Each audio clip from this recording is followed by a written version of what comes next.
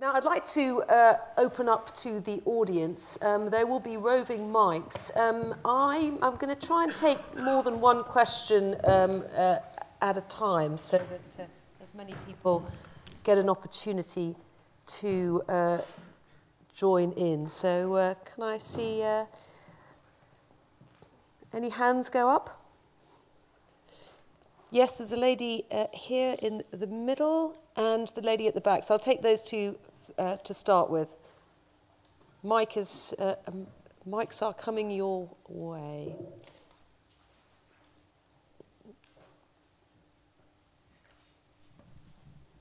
Would you like to start?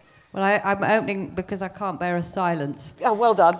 But anyway, just thank you. That was really, really riveting and helpful and inspirational, all the things I hope it was designed to be. So thank you, everyone. I just want to make a very simple observation. First of all, I was thinking about the male choreographers. This is probably, I mean, I myself live with a woman, so I'm allowed to say this, but a lot of them are homosexual.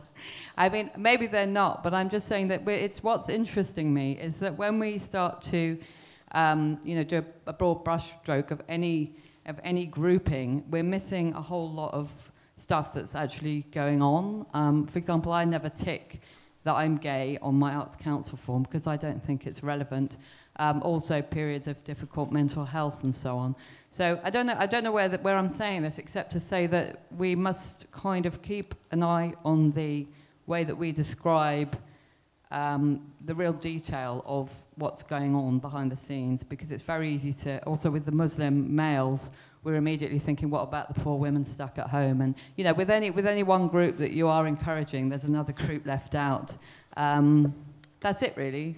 It's a very good point. And lady there at the back? Thank you. Can you hear me all right? Yeah. Yeah, thank you very much. I'm going second because I just want to get this off my chest sooner rather than later. Okay.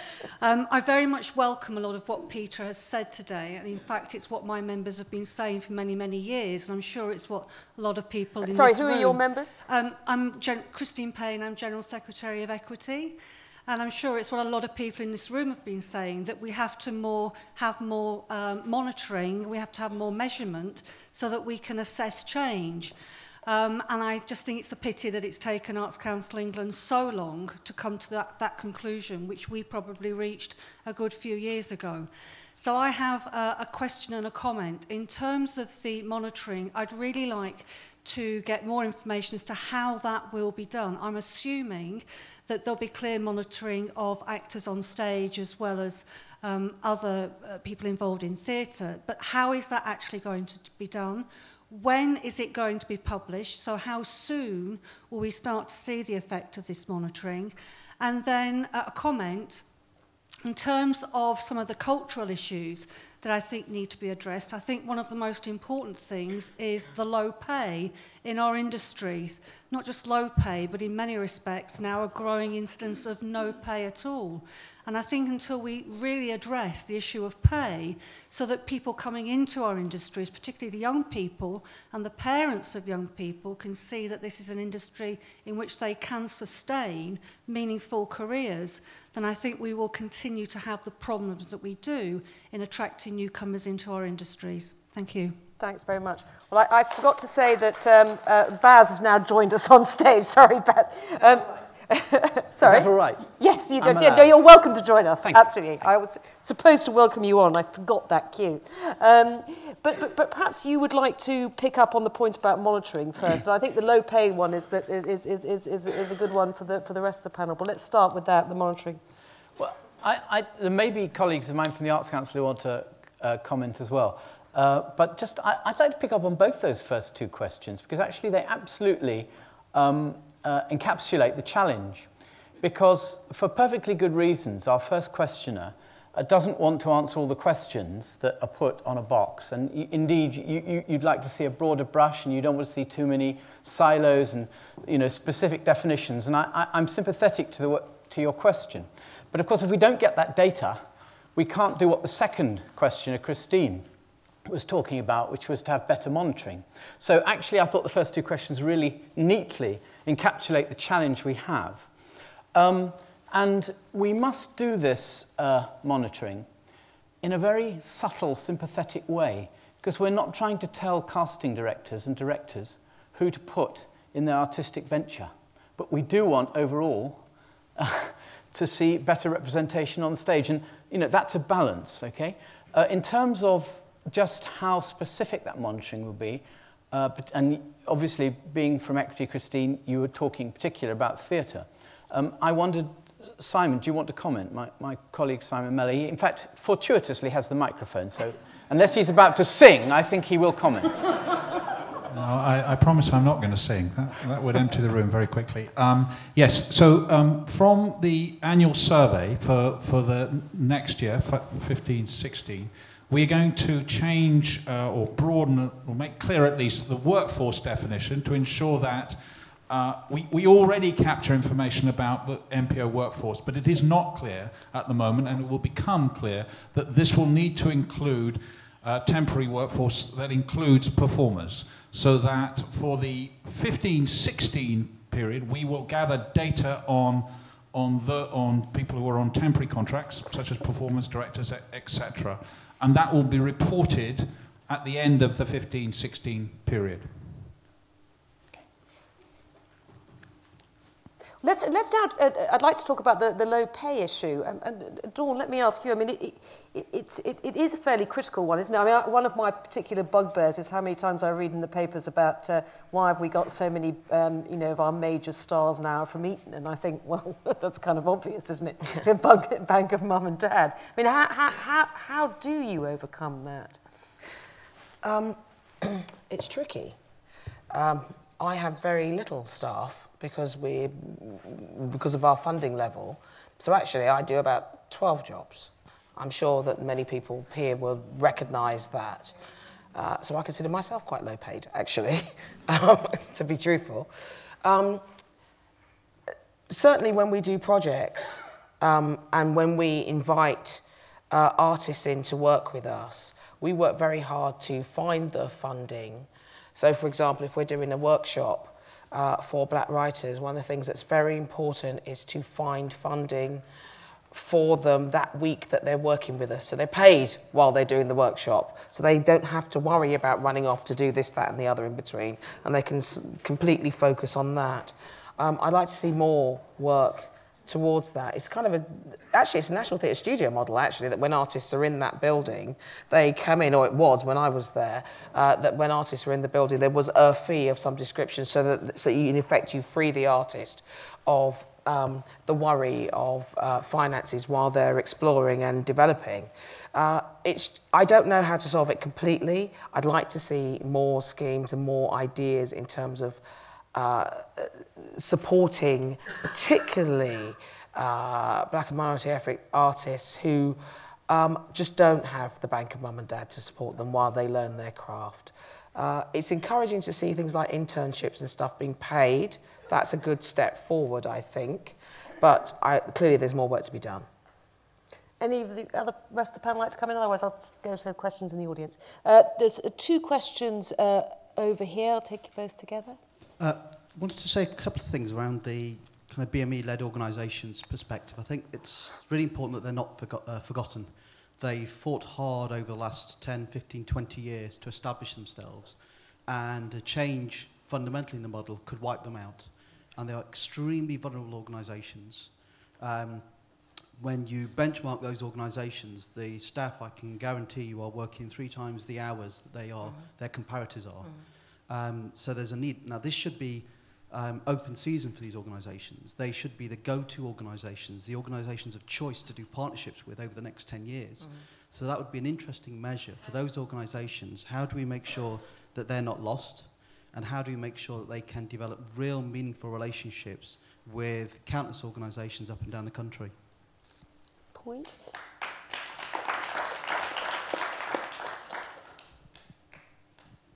I'll come to the question shortly. At the risk of hitting you with a sledgehammer with your own statistics, this is from your office. 3% of the total workforce in the arts are disabled or deaf.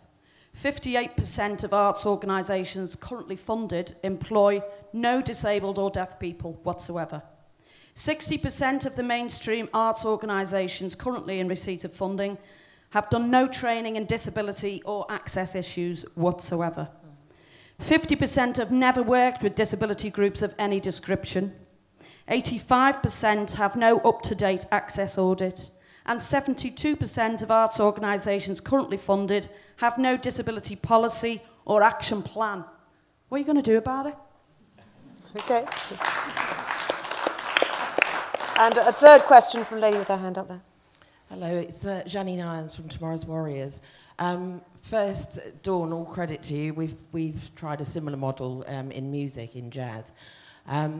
But we're still finding that the Black History Month tick and the photo opportunity is still very, very prevalent. I'm actually fed up to the back teeth of organisations calling us and coming with what seems to be a very substantial project when they're applying for money. But when they get that funding, they then come back to us with really just a tiny, tiny piece of the action, but they want the photo opportunity, they want to be able to say all these great things that they've done. Now, I want to see Arts Council and other funders actually holding these organisations to account, because I'm still seeing that we're very marginalised. Like you, I want us to be the go-to people. You know, you can't do diversity without coming to the diverse-led groups. So please, Arts Council and everybody else, give us a break, you know, and let us try to develop our models so that others can follow. Thank you. Yeah, can I bring Skinder first? Yes. Skinder and then Dawn on I think the first and the last question there. You know, I have this thing in my head about relativity and proportionality and our existence, you know, from being a space within the place or the marginal within the wider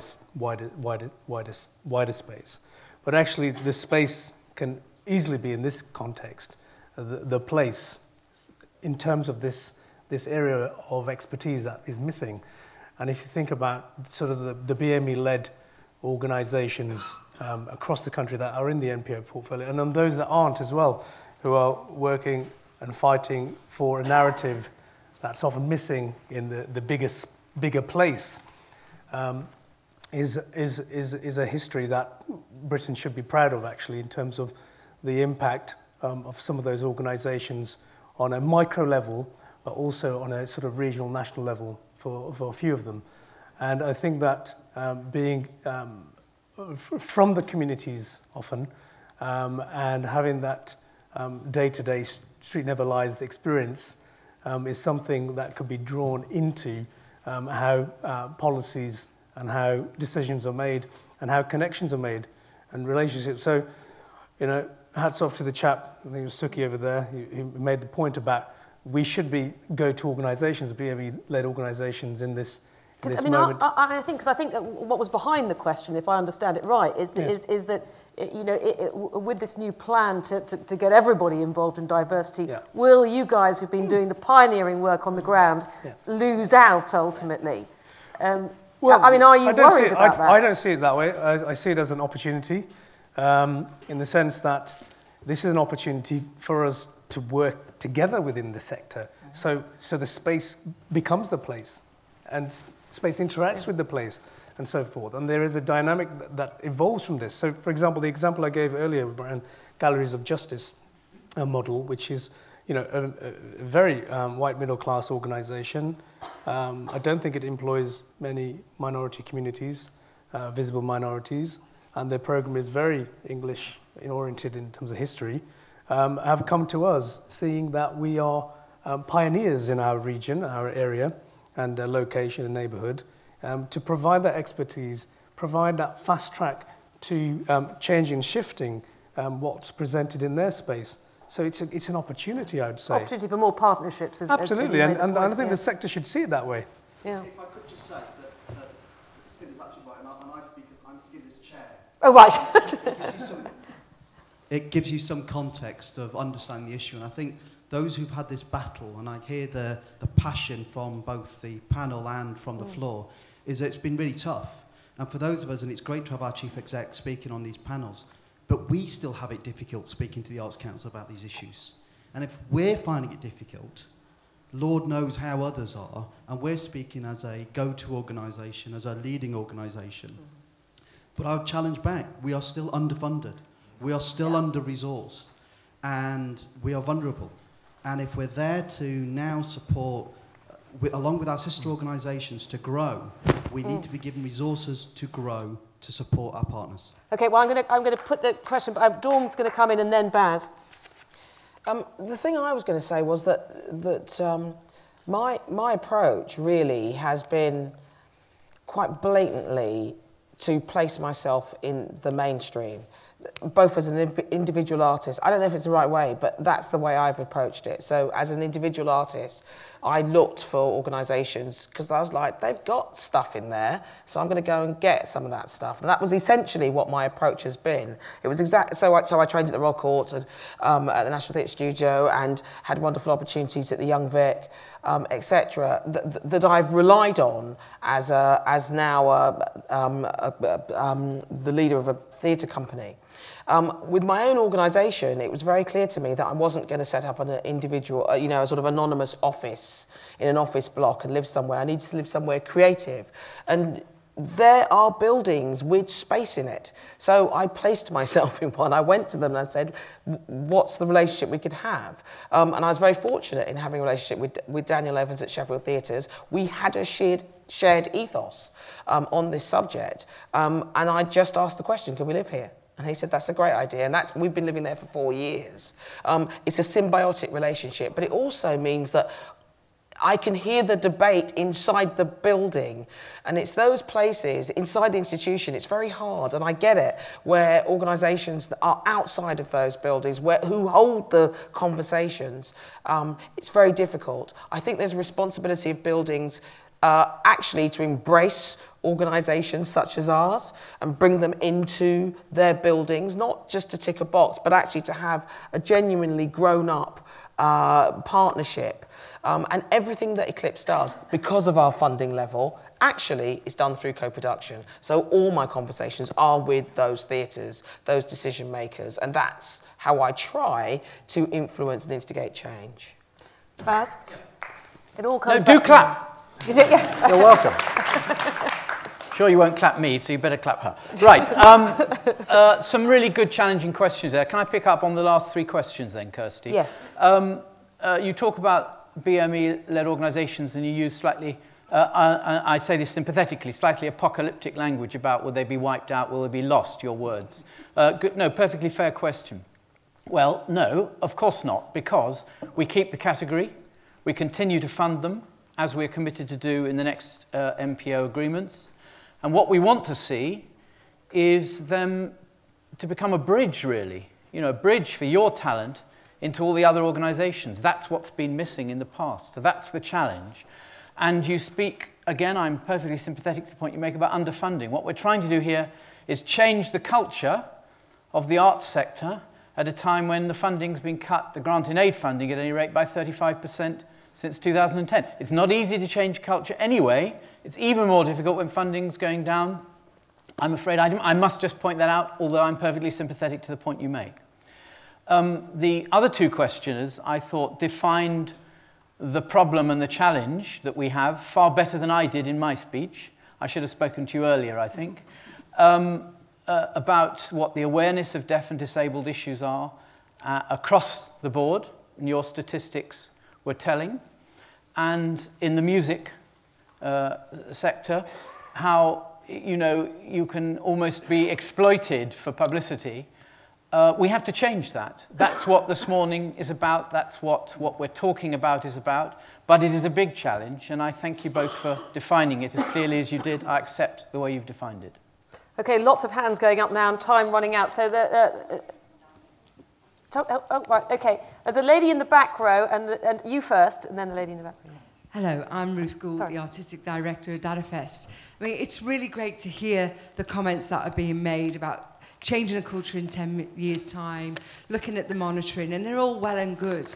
But we've got a huge issue in how our society is changing fast over the next few years. We don't know what the general election is going to be. We don't know if our funding is going to get cut more.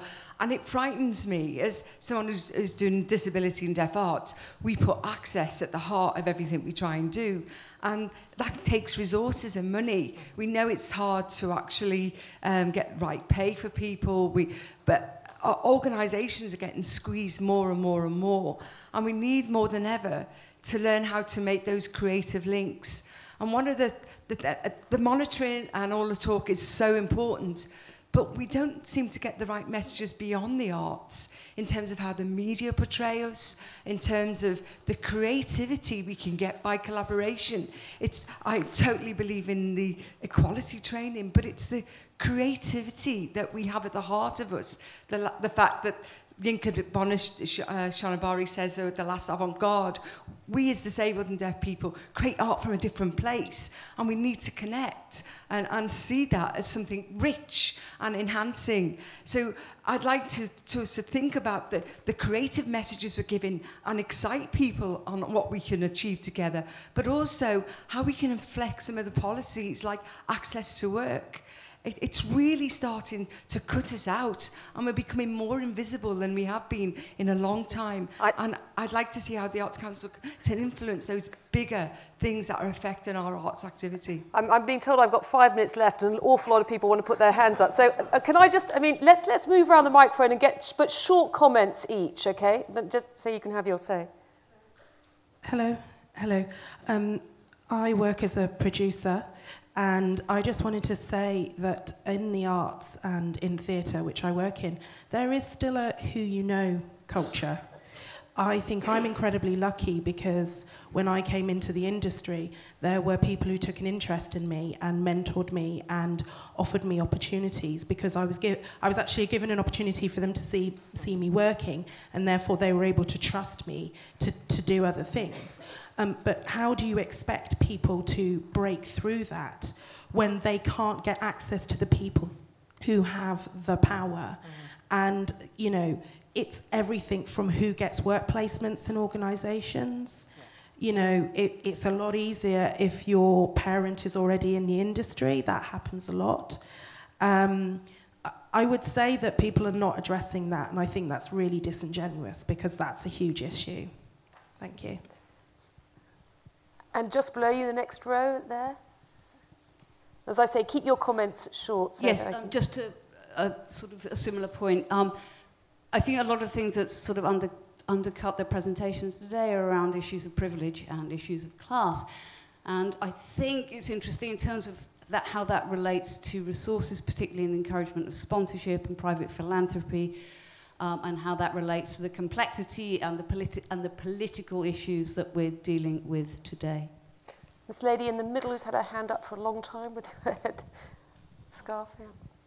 Hi, I'm Nicole from the British Blacklist. I just wanted to know or understand why there's a continuous focus on gangs, poverty, slum stories from diverse audiences. I was going to ask Dawn, how hard has it been for you to, you know, imagine if you want to tell a story about a woman who loves cats, and that's it. Yeah, no. Okay, I'm going to take 2 more comments from this row here. This lady, the black, who's had her hand up for a long time, and then I'm just going to ask each one of the panel just to respond to some of those comments, sort of minute each, and then we've got to wrap up. So my point's really about audience development, which has been touched on a lot, and this notion of risk if your work is from a diverse perspective, and how we can reflect and represent your community when you're offering a national programme of activity.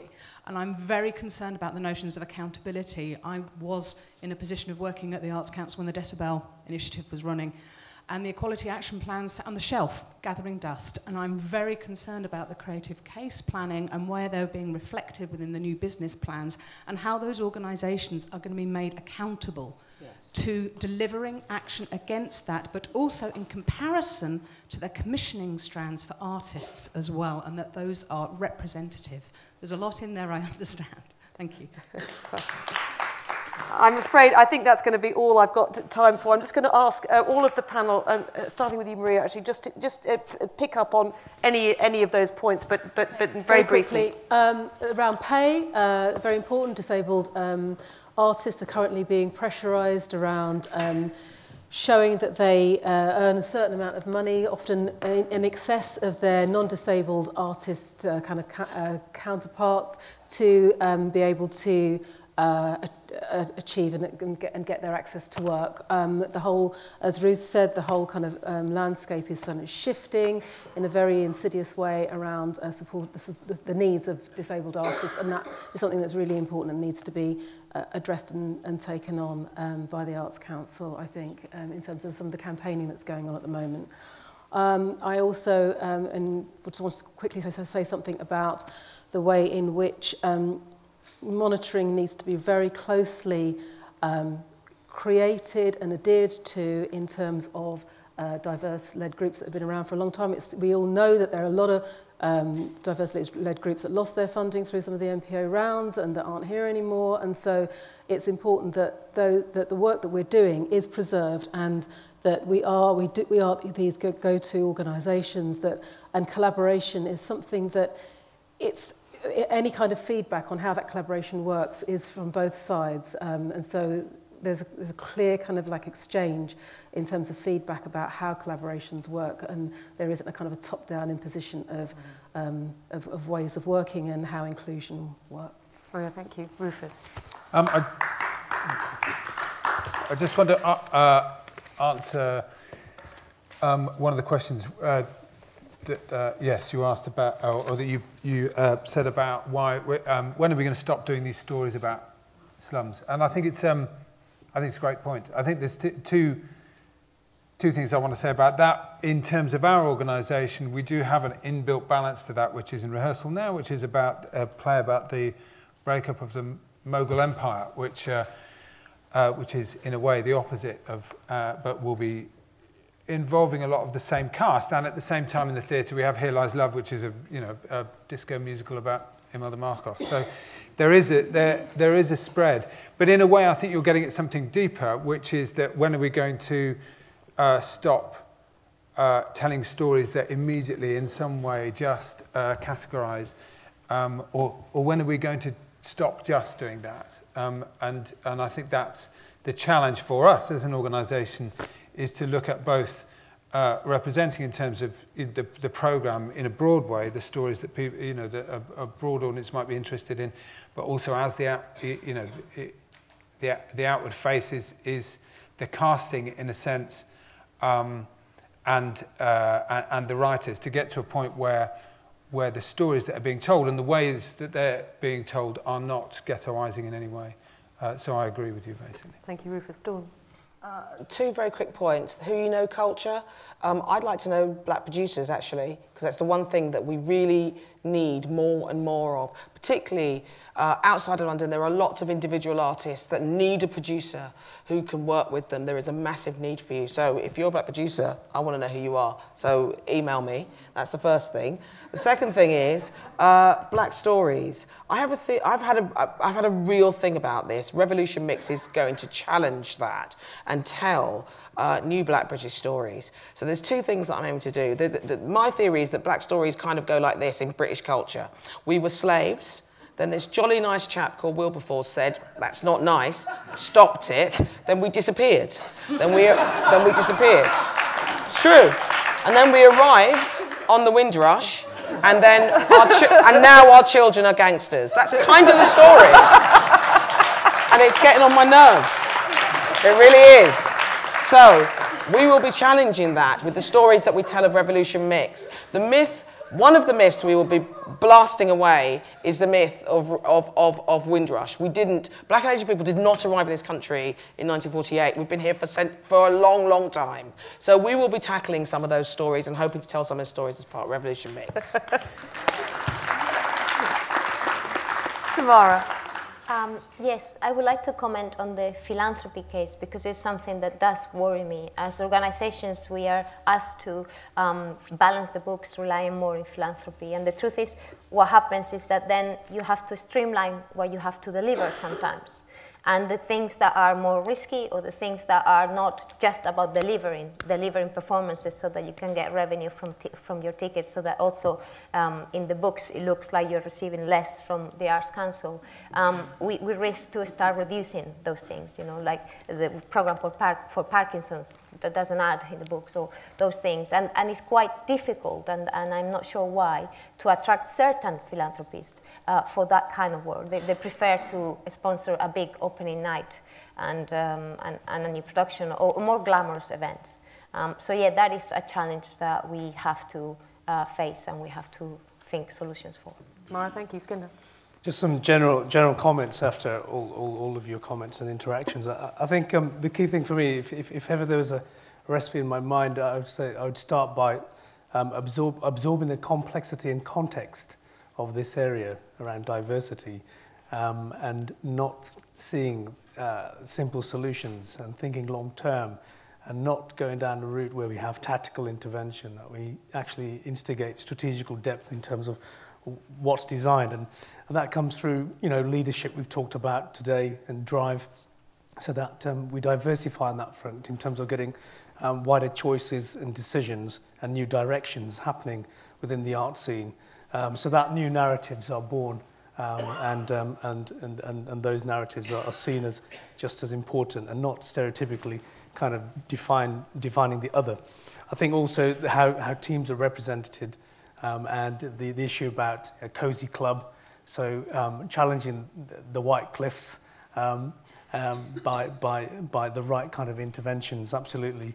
And I think it's really about driving the intent and passion on a moral level, but also on a conscious level around the idea of resilience around your business, and creating the right conditions and environment for diversity to grow into. And I think we need to have more action with courage and experimentation, frameworks for failure and risk, and that the oscillation between dream, thought and action actually becomes a reality with some very, very exciting results for the future.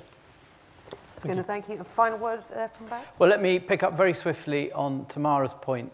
Let's be very clear and unashamed about the fact that the purpose of public money is to take creative risks that wouldn't be taken otherwise. And we should always defend that, and we should always articulate that. That's what it's for. There's been an incredibly wide number of dense and rich points made in the last 10 minutes, which is impossible to respond to. The important point was made at the top about talent, and somebody said that they thought we were being disingenuous. Well, I don't think we've avoided the issue of talent today. I think the issue of talent has been top of our agenda today. Whether we have all the answers, perhaps you'll be critical of us, but I think it's unfair to say we've avoided it. I think it's what we've been talking about today, is how do we get all the talent in, and how do we get it in from the grassroots, and how do we get all the talent to become leaders. That's what we have been addressing today. Whether we have all the answers, I don't know. Ruth made the point about more general media perception of the arts sector from outside us. I think we're very good at agreeing with each other, and whether it comes to the case for public investment in the arts or the case for diversity in the arts, we're less good at taking that message to others outside. That's a responsibility for all of us, and we don't think about it nearly enough. But broadly, I just wanted to thank everybody, and I know my colleague Alan's going to say a word or two in a minute, for the very, very, really good, challenging, rich points made. My colleagues Deb and Abid and Simon are down here in the front row, and they'll be here afterwards, and if there are further points you want to make to them or share with them or observations, please don't hesitate to do so, because they're here and they'd love to talk to you. Thank you very much. And I'd like to invite Alan Davies, the CEO of the Arts Council, onto the stage for a final word. But just before that, thank you to all of the panel this morning, and thank you to all of you.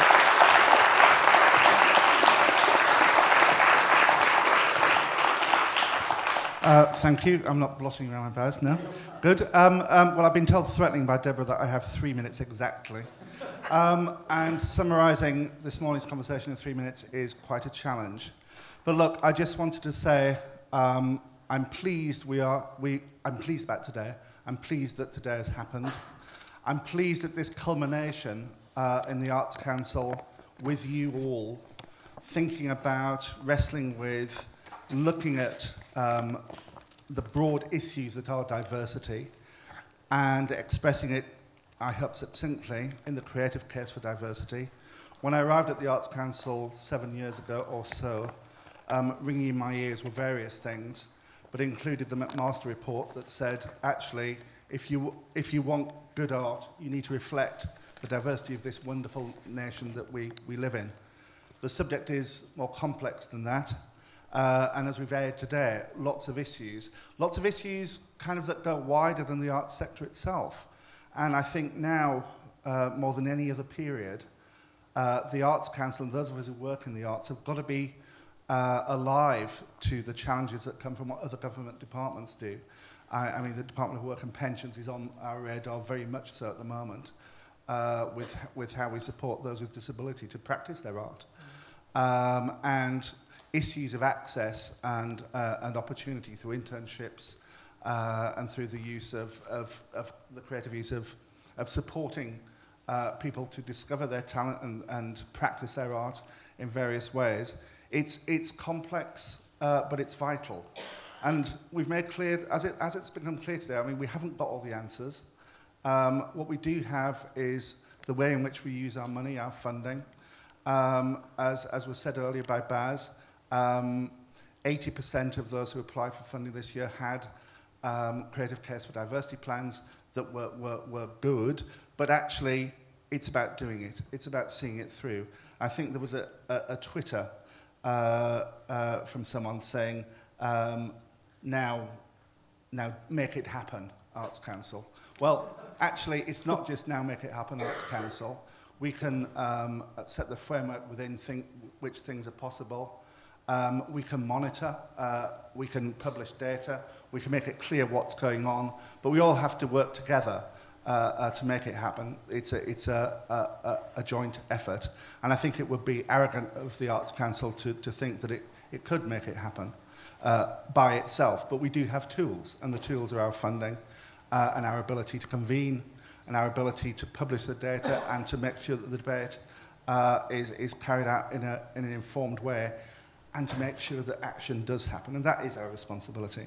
I've got a couple of weeks left in the organisation, but every possible successor, every person who's applied, who's had a conversation with me, I've said, diversity, it's one of your challenges in the next period, and don't forget that. And Christine, I mean, you said, why have we taken so long to get here? I think we've been talking about it and thinking it through and finding the right way that isn't just beating people over the head, that actually encourages them and encourages them that this is the right way to go. So yes, that has taken us a bit of time, but we're here today. I think it's significant and there's a heck of a lot to do.